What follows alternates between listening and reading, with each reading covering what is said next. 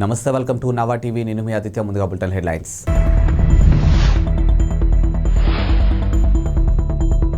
BRS శాసనసభాపక్ష నేతగా కేసీఆర్.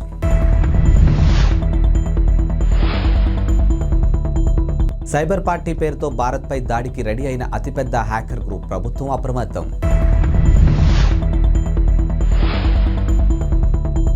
తెలంగాణ కొత్త IT మినిస్టర్గా శ్రీధర్బాబు మంత్రులకు శాఖలు కేటాయింపు.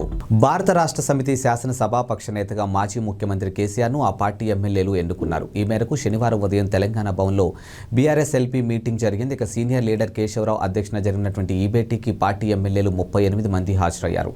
ఇక శస్త్రచికిత్స కారణంగా మాజీ ముఖ్యమంత్రి గజ్వేల్ ఎమ్మెల్యే కేసీఆర్ గైర్హాజరు అయ్యారు.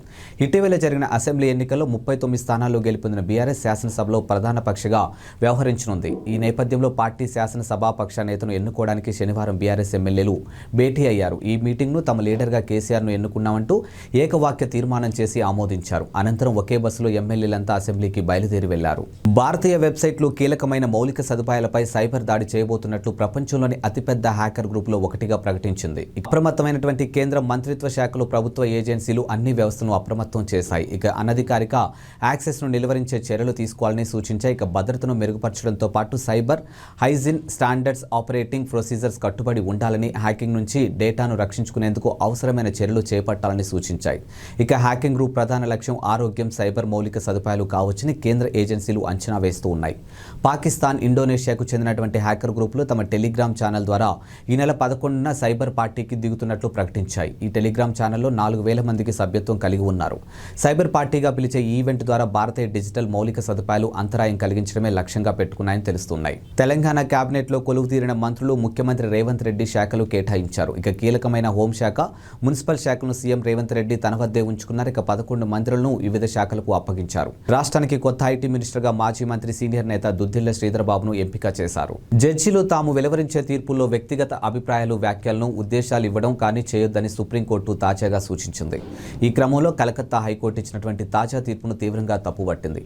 లైంగిక కోరికలను నియంత్రించుకోవాలంటూ, టీనేజ్ బాలికలను, మహిళలను గౌరవించడం నేర్చుకోవాలంటూ టీనేజ్ బాలులకు కలకత్తా హైకోర్టు తన తీర్పులో పేర్కొంది.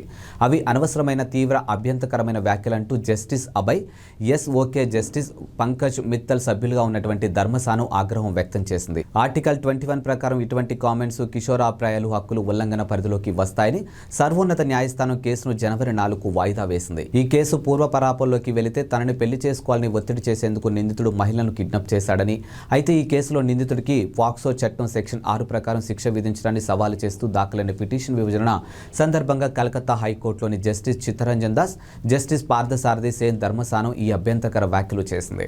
కాంగ్రెస్ అగ్రనేత సోనియా గాంధీ ఈ రోజు పుట్టినరోజు జరుపుకుంటున్నారు. ఈ రోజు ఆమె 77వ జన్మదినం. ఈ సందర్భంగా రాజకీయ పార్టీలకు అతీతంగా ఆమెకు ప్రముఖులు శుభాకాంక్షలు తెలుపుతున్నారు. ఇక ప్రధాని మోదీ కూడా ఆమెకు గ్రీటింగ్స్ తెలియజేశారు. ఎక్స్ వేదికగా మోదీ స్పందిస్తూ సోనియా గాంధీకి పుట్టినరోజు శుభాకాంక్షలను ట్వీట్ చేశారు. ఇక ఆమెకు సంపూర్ణమైన ఆరోగ్యవంతమైన జీవితాన్ని ప్రసాదించాలని దేవుణ్ణి ప్రార్థిస్తున్నానని చెప్పారు. మరోవైపు ఇటీవలే కొంత అనారోగ్యానికి గురైన సోనియా గాంధీ పొలిటికల్గా మళ్లీ యాక్టివ్ అయ్యారు. ఇక రేవంత్ రెడ్డి ప్రమాణ స్వీకారానికి కూడా ఆమె తరలి వచ్చారు. అతిపెద్ద ఆర్థిక వ్యవస్థ రూపాంతరం చెందినటువంటి చైనా క్రమంగా అప్పుల్లో కూరుకుపోతుందా? ఇక కరోనా తర్వాత దాని అప్పు తడిసి మోపెడవుతుందా అంటే అవుననే అంటున్నారు. ఇక అంతర్జాతీయ ద్రవ్యనిధి ట్రేడింగ్ ఎకనామిక్స్ గణాంకాలు అవుననే చెప్తూ ఉన్నాయి. ఇదే బాటలో పలు అభివృద్ధి చెందినటువంటి దేశాలు కూడా ఉండడం గమనార్హం. ఇక కరోనా మహమ్మారి సంక్షోభ సమయంలో ఆర్థిక వ్యవస్థకు మద్దతుగా తీసుకున్నటువంటి చర్యలు ప్రపంచం మొత్తాన్ని అప్పుల్లో పడేశాయి. ఇక ప్రభుత్వ రుణాల స్థాయి విపరీతంగానూ పెరిగింది.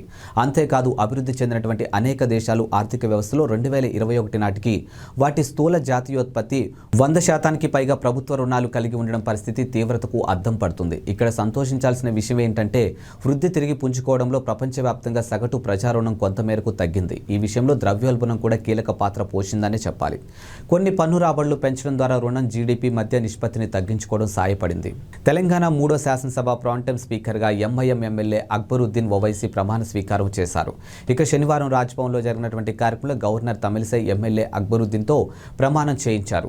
అల్లా సాక్షిగా అక్బరుద్దీన్ తన బాధ్యతలు నిర్వహిస్తానంటూ ప్రమాణం చేశారు. ఈ కార్యక్రమానికి ముఖ్యమంత్రి రేవంత్ రెడ్డి, మాజీ స్పీకర్ పోచారం శ్రీనివాస్ రెడ్డి హాజరయ్యారు. ఇక మంత్రులు డి శ్రీధర్బాబు, తుమ్మల నాగేశ్వరరావు, సీతక్క, మాజీ మంత్రి బీఆర్ఎస్ నేత హరీష్ రావు కూడా ఈ కార్యక్రమంలో పాల్గొన్నారు. ఇక ఆర్టికల్ 178 ప్రకారం శాసనసభ కొత్త స్పీకర్ను ఎన్నుకునే వరకు ప్రాంటెం స్పీకర్ స్పీకర్గా అక్బరుద్దీన్ సేవలు అందిస్తారంటూ గవర్నర్ ఓ నోటిఫికేషన్ విడుదల చేశారు. ఇక అసెంబ్లీలో అందరికంటే సీనియర్ సభ్యుడు కావడంతో అక్బరుద్దీన్కి ప్రాంటైమ్ స్పీకర్ బాధ్యతలు దక్కాయి. ఇక నేడు జరగనున్న శాసనసభ తొలి సమావేశంలో కొత్తగా ఎన్నికైన ఎమ్మెల్యేలతో ప్రాంటైమ్ స్పీకర్ ప్రమాణ స్వీకారం చేయిస్తారు.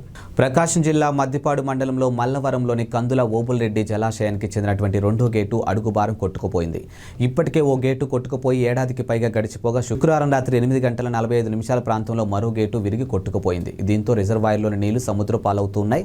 గుండ్లకమ్మ జలాశయం కింద కుడి ఎడమ కాలువల పరిధిలో దాదాపు 80,000 ఎకరాలు ఆయకట్టు ఉంది. ఇక రిజర్వాయర్లో చేపల వేటపై 2,000కు పైగా మత్స్యకార కుటుంబాలు ఆధారపడి ఉన్నాయి. ఇక గుండ్లకమ్మ పూర్తి సామర్థ్యం 3.8 టీఎంసీలు కాగా గత ఏడాది ఆగస్టులో మూడో గేటు కొట్టుకుపోయే నాటికి జలాశయంలో 3 టీఎంసీలు నీళ్లు ఉన్నాయి. గేటు కొట్టుకుపోయాక రిజర్వాయర్లోని 1.5 టీఎంసీల నీరు సముద్రంలోకి పోయింది. శ్రీకాకుళం జిల్లా గారా ఎస్బీఐలో బంగారం వ్యవహారంలో క్లారిటీ వచ్చింది. ఇక బ్యాంకులో ఉద్యోగులే బంగారాన్ని మాయం చేశారని తేలింది. ఈ బంగారాన్ని మాయం చేయడంలో కీలక సూత్రధారి కిరణ్ బాబును అని తేల్చేశారు. ఇక 7 నిందితులను అరెస్ట్ చేశారు. ఈ బ్యాంకులో డిప్యూటీ మేనేజర్గా పనిచేస్తున్నటువంటి స్వప్నప్రియ అదే బ్యాంకులో పనిచేస్తున్నటువంటి తన సోదరుడు కిరణ్ బాబుతో కలిసి స్థిరాస్తి వ్యాపారం, రైస్ పుల్లింగ్, షేర్ మార్కెట్లో డబ్బులు పెట్టుబడి పెట్టి నష్టపోయారు. ఆ సమయంలో వీరికి తిరుమలరావు అనే వ్యక్తితో పరిచయం ఏర్పడింది. ఎక్కువ కమిషన్ ఇస్తామని చెప్పి బ్యాంకు క్యాషియర్ సురేష్ సహకారంతో బ్యాంకులో ఖాతాదారులు తనఖా పెట్టిన ఆభరణాలు బయటకు తీసుకొచ్చేశారు. స్విమ్స్ ఆసుపత్రి భవనాల పునరుద్ధరణ పనులను 197 కోట్లతో చేపట్టడానికి టెండర్ డాక్యుమెంట్లను జ్యుడిషియల్ ప్రివ్యూకి సమర్పించారు. ఇక తిరుమలకు విచ్చేసినటువంటి భక్తులు వైద్య సౌకర్యార్థమై పరిసర ప్రాంత రోగులకు మెరుగైన సౌకర్యాలు అందించడానికి పనులు చేపడుతున్నారు. ఈ ప్రాజెక్టు పనులకు సంబంధించిన ఏవైనా అభ్యంతరాలుంటే ఈ నెల 18వ తేదీ సాయంత్రం 5 గంటలలోపు తెలియచేయాలని కోరారు. ఈ ప్రాజెక్టు పనులకు సంబంధించి ఏదైనా సలహాలు, అభ్యంతరాలు తెలియచేయాలనుకుంటే ఏపీ జ్యుడిషియల్ ప్రివ్యూ @gmail.com తెలియచేయాలని కోరారు. గ్రిల్స్ తెరిచి ఉండడంతో లిఫ్ట్ వచ్చిందనుకుని లోపల కాలు పెట్టిన ఓ డెలివరీ బాయ్ 4వ అంతస్తు నుంచి లిఫ్ట్ పై పట్టాడు. ఆ తర్వాత లిఫ్ట్ పైకి రావడంతో అతడు స్లాబ్ కింద నలిగిపోయి దుర్మరణం చెందాడు. రంగారెడ్డి జిల్లా పటాన్చెరులో ఈ షాకింగ్ ఘటన వెలుగులోకి వచ్చింది. ఇక పోలీసులు తెలిపిన వివరాల ప్రకారం జేమ్స్ అనే వ్యక్తి తన భార్య పిల్లలతో కలిసి మయూరి నగర్లో నివాసం ఉంటున్నాడు. అతడు డెలివరీ బాయ్గా పనిచేస్తూ ఉంటాడు. గురువారం అతడు ఓ పార్సెల్ డెలివరీని వెనక్కు తీసుకునేందుకు అశోక్ నగర్లోని నివాస్ టవర్స్కు వెళ్లాడు. 4వ అంతస్తులోని ఓ ఫ్లాట్ నుంచి పార్సెల్స్ను తీసుకుని తిరిగి వస్తుండగా లిఫ్ట్ గ్రిల్స్ తెరిచి ఉంది. ఆ సమయంలో ఫోన్లో మాట్లాడుతున్న అతడు లిఫ్ట్ పైకి రాని విషయాన్ని గమనించక లోపలికి కాలు పెట్టడంతో మొదటి అంతస్తులో ఉన్నటువంటి లిఫ్ట్ పై భాగంలో పట్టాడు. ఆ తర్వాత లిఫ్ట్ పైకి వెళ్లడంతో అతడు స్లాబ్ కింద పడి నలిగి దుర్మరణం చెందాడు. అయితే లిఫ్ట్ 3వ అంతస్తులో ఆగిపోవడంతో మరమ్మతులు చేసేందుకు వచ్చినటువంటి మెకానిక్ జేమ్స్ మృతదేహాన్ని గుర్తించి పోలీసులకు సమాచారం అందించాడు. ఇక కేసు నమోదు చేసుకున్న పోలీసులు ఘటనపై దర్యాప్తు ప్రారంభించారు. టీడీపీ జాతీయ ప్రధాన కార్యదర్శి నారా లోకేష్ చేపట్టిన యువగలం పాదయాత్ర మీచౌంగ్ తుపాను కారణంగా తాత్కాలికంగా నిలిచిపోయిన సంగతి అందరికీ తెలిసిందే. ఇక తుఫాను ప్రభావం ముగియడంతో లోకేష్ పాదయాత్ర మళ్లీ మొదలు కానుంది. ఇక రేపు పిఠాపురం నియోజకవర్గంలోని శీలంవారి పాకల జంక్షన్ నుంచి యువగలం కొనసాగించనున్నారు. ఇక లోకేష్ ఈ ఏడాది జనవరి 27న చిత్తూరు జిల్లా కుప్పంలో పాదయాత్ర ప్రారంభించారు. 400 రోజుల్లో 4,000 కిలోమీటర్లు నడవాలని లక్ష్యంగా నిర్దేశించుకున్నారు. ఇప్పటి వరకు 216 రోజులు 2,974 కిలోమీటర్లు దూరం నడిచారు. ముఖ్యమంత్రి రేవంత్ రెడ్డి కీలక నిర్ణయం తీసుకున్నారు. ఇక తెలంగాణ ఉద్యమకారులపై కేసులు ఎత్తివేతకు సంబంధించి ప్రక్రియను ప్రారంభించాలని పోలీస్ శాఖను రేవంత్ ఆదేశించారు. ఇప్పటికే 6 గ్యారెంటీలతో రేపటి నుంచి 2టిని అమలు చేస్తామని ప్రకటించారు. మరోవైపు ఈ రోజు ప్రజా దర్బార్ను ప్రారంభించారు. ఈ రోజు మరో కీలక నిర్ణయం తీసుకున్నారు. ఇక తెలంగాణ ఉద్యమం సమయంలో పాల్గొన్నటువంటి ఉద్యమకారులపై నమోదైన కేసులను ఎత్తివేయాలన్నట్లు తెలిపారు. ఇక 2009 నుంచి 2014 జూన్ 2వ తేదీ వరకు నమోదైన కేసుల వివరాలను ఇవ్వాలని అన్ని జిల్లాల ఎస్పీలకు, డీజీపీలకు ఆదేశాలు జారీ చేశారు. వివరాలు వచ్చిన వెంటనే ఉద్యమకారులపై నమోదైన కేసులను ఎత్తివేయనున్నారు ముఖ్యమంత్రి నిర్ణయం పట్ల ఉద్యమకారులు, ప్రజలు హర్షం వ్యక్తం చేస్తూ ఉన్నారు. టీడీపీ అధినేత చంద్రబాబు నేడు తుఫాను ప్రభావిత ప్రాంతాల్లో పర్యటించారు. ఇక రైతుల సమస్యలను ప్రత్యక్షంగా వీక్షించారు. గుంటూరు జిల్లా వేమూరు నియోజకవర్గం అమృతాలూరులో మీచౌంగ్ తుఫానుతో నష్టపోయినటువంటి పంట పొలాలను ఆయన పరిశీలించి రైతులతో మాట్లాడారు. తుఫానుతో పంట నష్టపోయిన రైతులు కన్నీరు పెడుతుంటే ముఖ్యమంత్రి జగన్ రెడ్డి బాధ్యతారాహిత్యంగా వ్యవహరించడం సిగ్గుచేటని మండిపడ్డారు.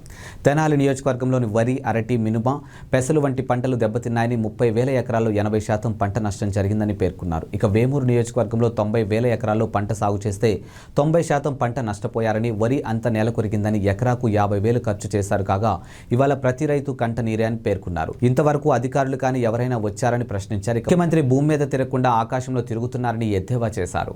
ఇవి వాల్టి బులెటిన్ అప్డేట్స్. మరో బులెటిన్తో మళ్ళీ కలుద్దాం. అంతవరకు సెలవు. నమస్కారం.